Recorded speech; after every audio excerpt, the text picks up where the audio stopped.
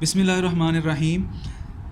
आज हम सीखेंगे कि वेक्टर क्या होता है और एक मैट्रिक्स क्या होती है, और साथ ही साथ हम मैट्रिक्स का डॉट प्रोडक्ट लेना सीखेंगे, और हम इस बात को समझेंगे कि डॉट प्रोडक्ट लेने की क्या ज़रूरत है और इसकी एप्लीकेशंस क्या हैं, ये कहाँ कहाँ इस्तेमाल होता है। तो सबसे पहले वेक्टर से शुरू करते हैं। वेक्टर क्या है? वेक्टर एक डेटा स्ट्रक्चर है। डेटा को रखवाने का तरीक़ाकार वेक्टर कहलाता है। इसी तरीके से मैट्रिक्स भी एक डेटा स्ट्रक्चर है। डेटा को एक ख़ास तरतीब में रखवा देना डेटा स्ट्रक्चर कहलाता है। तो मैट्रिक्स बेसिकली एक डेटा स्ट्रक्चर है। हम इसको एक एग्जांपल से करते हैं तो फिर इंशाअल्लाह ताला ज़्यादा क्लियरली समझ आ जाएगा कि वेक्टर क्या है। मिसाल के तौर पे मैं कहता हूँ वेक्टर क्या है। वेक्टर को अगर हमने बनाना हो तो हम इस तरह से बनाते हैं, ये दो लाइनें लगा देते हैं, और इसके दरमियान अगर मैं मिसाल के तौर पे कहता हूँ कि मेरे पास 2 से 3 चीज़ें हैं, जिसको मतलब मैं कहता हूँ एक इंसान है, लेट्स सपोज़ एक बंदा है, उसका नाम है फराज।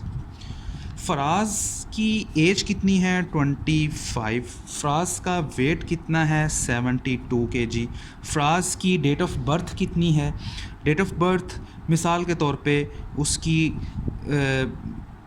10 अक्टूबर उसकी डेट ऑफ बर्थ है।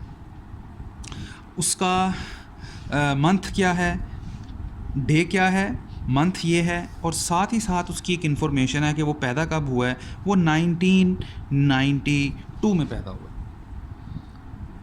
यानी हम बताना ये चाह रहे हैं कि एक ख़ास एक बंदा है, एक इंसान है, उसके बारे में ये कुछ हमारे पास कुछ एक से ज़्यादा वैल्यूज़ हैं। उसकी जो इन्फॉर्मेशन है वो एक से ज़्यादा इन्फॉर्मेशन है। अब एक से ज़्यादा अगर इन्फॉर्मेशन हमारे पास अवेलेबल हो तो इसको एक ख़ास तरतीब में रख देना वेक्टर कहलाता है। अब मिसाल के तौर पे मैं कहता हूँ, यहाँ पे मैं लिख देता हूँ 25, यहाँ पे लिख देता हूँ 72। 25 बेसिकली उसकी एज को रिप्रेजेंट कर रहा है, 72 उसका वेट है, ये उसका डे, मंथ और ईयर। तो 25, 72, 10 और मैं सिर्फ 1992 नहीं लिखता, बस 92 लिख देता हूँ। तो बेसिकली हमारे पास ये एक वेक्टर बन गया है। वेक्टर क्या है? एक ऐसी क्वांटिटी, एक ऐसा डेटा स्ट्रक्चर जिसके ज़रिए हम एक चीज़ की जो बहुत सी खसूसियात हैं, एक चीज़ की जो एक से ज़्यादा जो इन्फॉर्मेशंस हैं, उसको हम इकट्ठा एक जगह पे रख दें तो वो बेसिकली एक वेक्टर कहलाता है। ठीक है। अगर अब ये मिसाल के तौर पे ये फराज का वेक्टर था, यानी फराज से रिलेटेड जो इन्फॉर्मेशन, अब ये हमें पता है कि ये एज है, ये उसका वेट है, ये जिस दिन वो पैदा हुआ है, जिस महीने वो पैदा हुआ है और जिस साल ये पैदा हुआ है, ये इन्फॉर्मेशन हमें क्लियर है। एक वेक्टर बना लेते हैं तो वो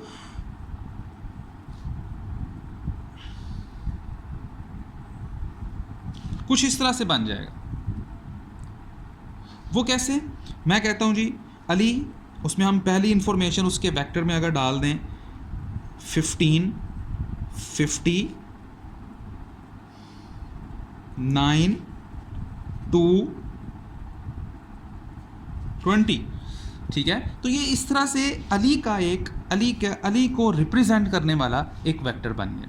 यानी ये वेक्टर फराज को रिप्रेजेंट कर रहा है, ये अली को रिप्रेजेंट कर रहा है। और इसी तरीके से अगर हम एक और वेक्टर बना लें, लेट्स सपोज वो वेक्टर है फ़ातिमा का। ठीक है। तो फ़ातिमा के लिए मैं अगर इस तरह से उससे रिलेटेड जो इन्फॉर्मेशन है, अगर मैं उसको एक जगह पे लिख दूं 20, 60, 10, 3, 13, लेट्स सपोज इस तरह से मैंने ये इन्फॉर्मेशन इसमें लिख दी। इस तरीके से अगर मैं एक बड़ा बॉक्स बना दूं और इन सबको, यानी इसमें पहला वेक्टर कॉपी कर दूं 25, 72, 10, 10 92। इसी तरह अली की इंफॉर्मेशन यहाँ पे अगर मैं लिख दूँ 15 50 9 2 20 20 60 10 3 और 13। तो ये बेसिकली अगर हमारे पास हमने एक से ज़्यादा वेक्टर्स को इकट्ठा करके एक डब्बे में बंद कर दिया तो वो क्या कहलाता है, वो मैट्रिक्स, वो हमारे पास मैट्रिक्स कहलाती है। ठीक है, तो ये मैट्रिक्स है हमारे पास। तो बेसिकली ये मैट्रिक्स है, इसमें हमारे पास 3 वेक्टर्स हैं, 1 2 3।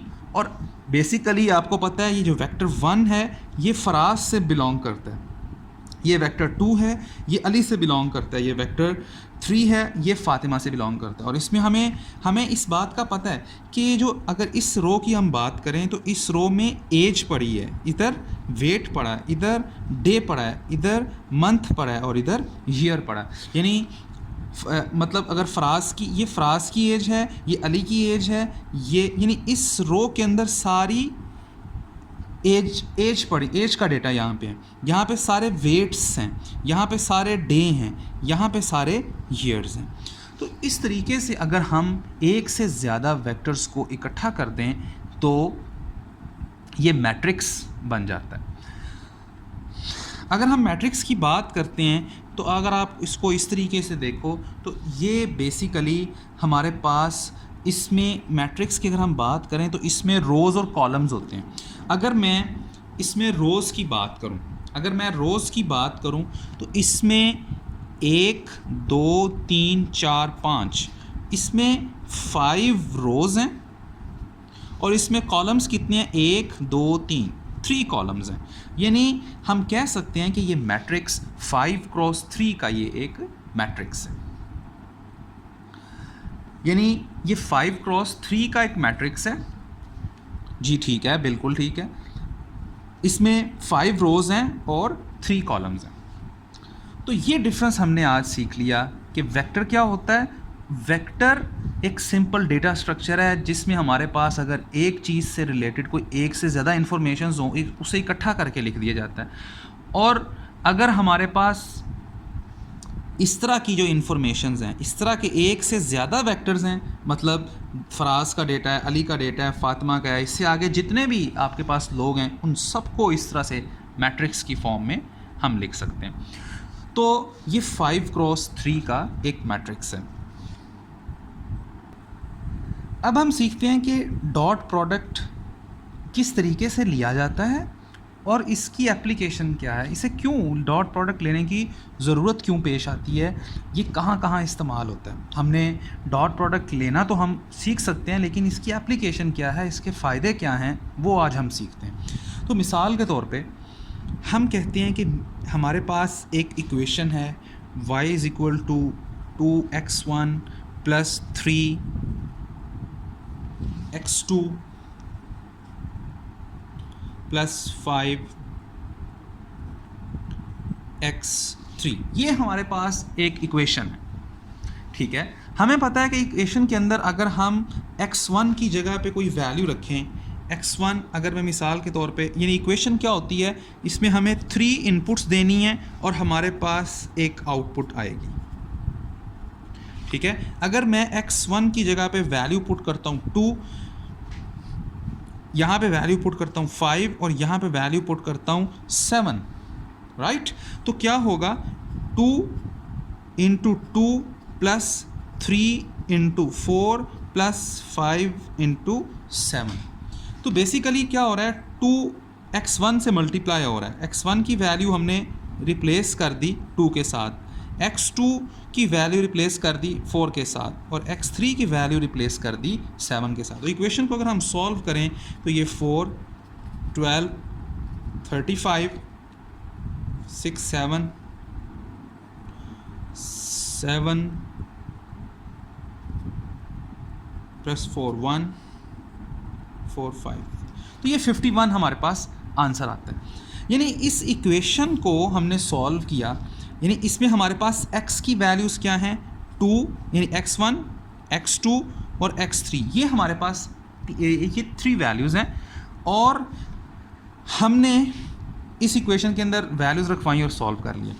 अब बेसिकली डॉट प्रोडक्ट लेने का फ़ायदा क्या है वो अब समझना है हमने। तो डॉट प्रोडक्ट लेने के लिए यानी डॉट प्रोडक्ट का फ़ायदा क्या है, हम यही काम डॉट प्रोडक्ट के ज़रिए कैसे कर सकते हैं, तो ये देखते हैं।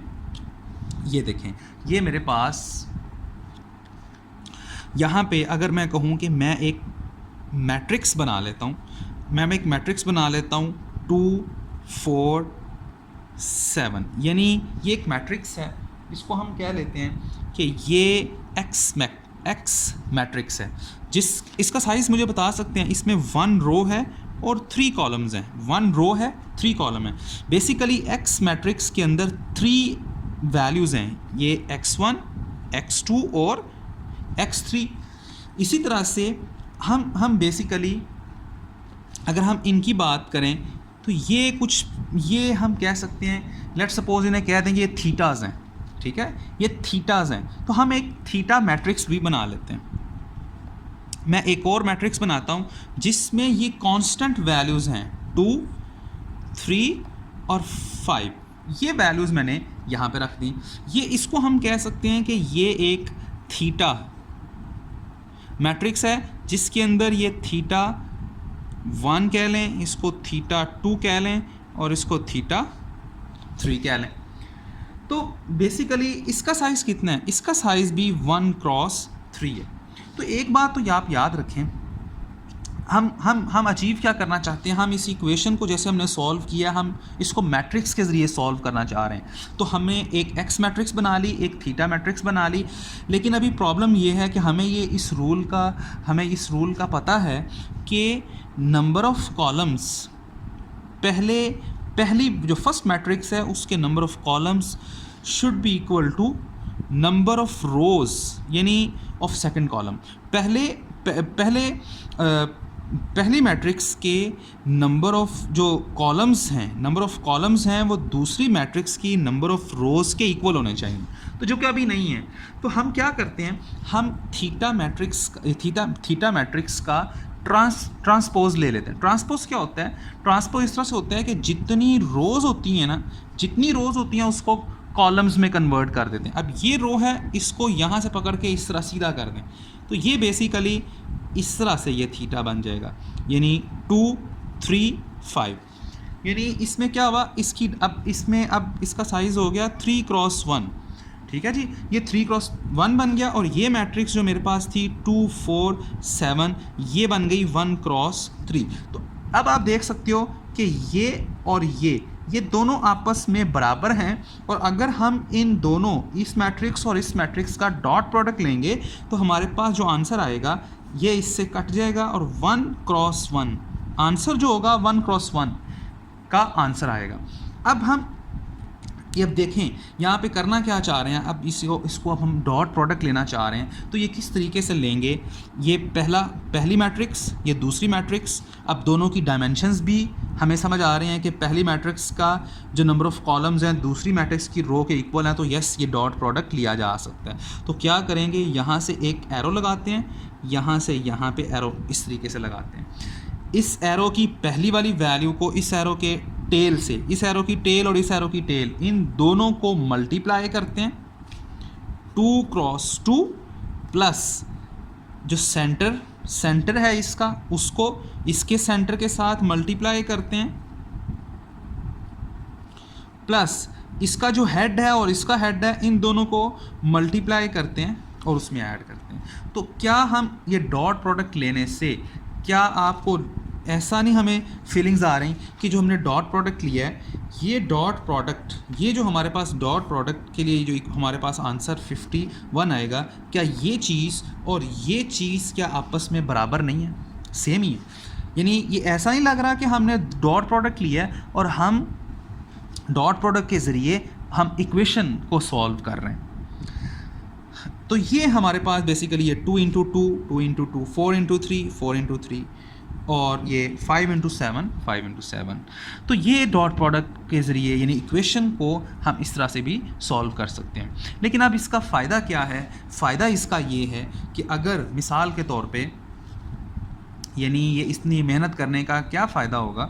यानी हम तो ये काम इस तरह भी कर सकते हैं, पहले कर रहे हैं, लेकिन इसका फ़ायदा ये है कि अगर मेरे पास x1 x2 x3 ये इस तरह से मेरे पास कुछ फीचर्स हैं या आप कह लें कुछ वैल्यूज़ हैं, जो मैं कहता हूँ 5 3 4 7 3 5 5 2 3 1 0 10 12 13 20 1 2 3 4 5 ये 5 वैल्यूज़ हैं।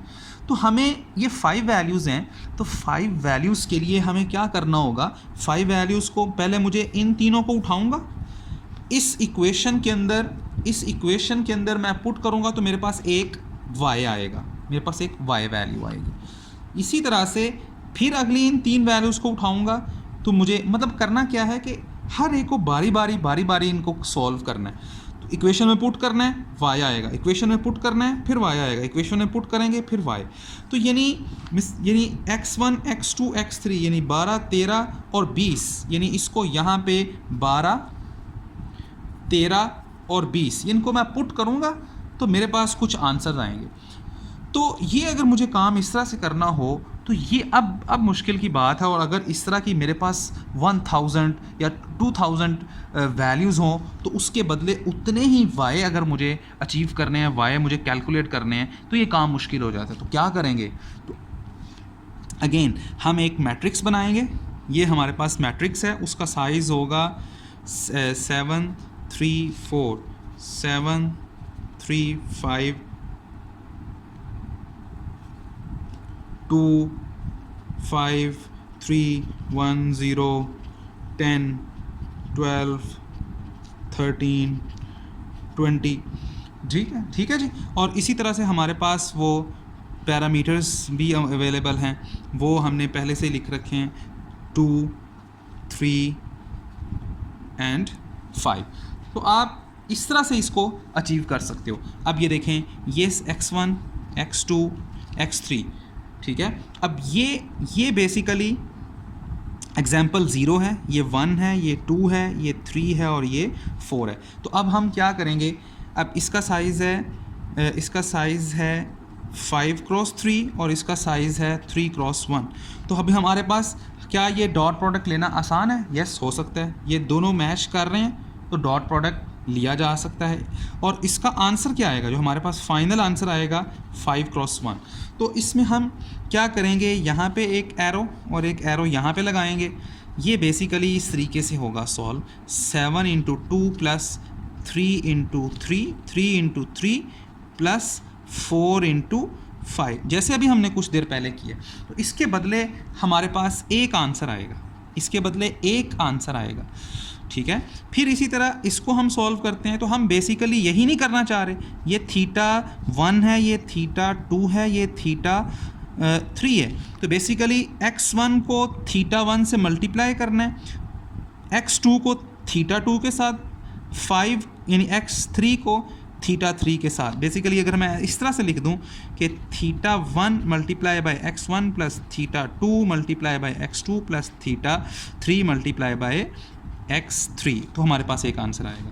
तो इस सारी की जगह पे, इस सब की जगह पे यहाँ पे हमारे पास एक मैट्रिक्स आ जाएगा जिसे हम कहेंगे वो y मैट्रिक्स है। तो वो चूँकि हमारे पास 5 एग्जाम्पल्स थी, तो 5 टाइम्स हमने इक्वेशन में पुट करना था, तो 5 ही आउटपुट्स आनी थी। तो ये y1 है, ये y2 है, ये y3 है, ये y4 है और ये y5। तो 5 हमारे पास आंसर्स आ रहे हैं।